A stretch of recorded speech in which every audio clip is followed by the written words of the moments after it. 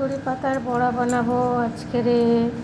মাঠে থেকে তুলে নিয়ে আসলাম, এখন এই বেছে কুচে নিয়ে একটু পরেই বাছা হয়ে গেলে বড়াটা বানাবো।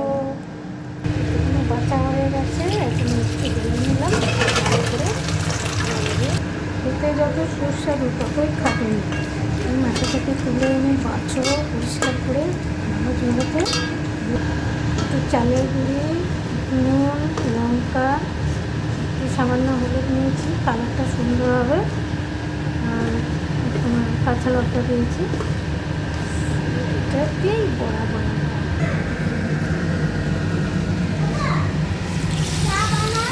এই তো বানাচ্ছি। কেন বাবা? হ্যাঁ, গরম গরম পকোড়া। ইয়েস, শাকের পকোড়া। শাক, এটা থানকুড়ি পাতা, এটা থানকুড়ি বড়া। থানকুড়ি বড়া খেয়েছো? তোমরা সবাই খেয়েছো? সবাই খেয়ে দেখবে কেমন লাগবে।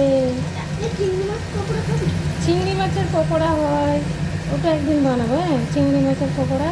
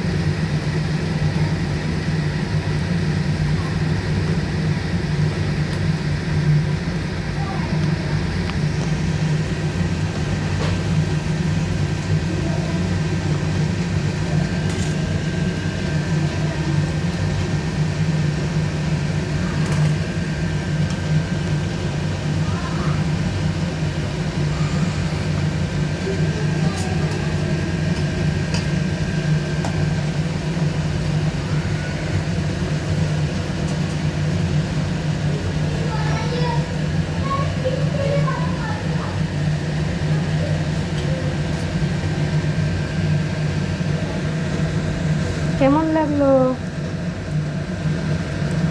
সবাই বলবেন কমেন্ট করে, কেমন লাগলো আপনাদের। আপনারাও খেয়েছেন, আমি তো চালের গুঁড়ি দিয়ে খাই। অনেকেই আছে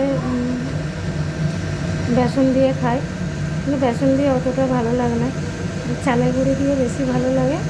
তো খেয়ে দেখবেন কেমন লাগবে, কমেন্ট করে বলবেন।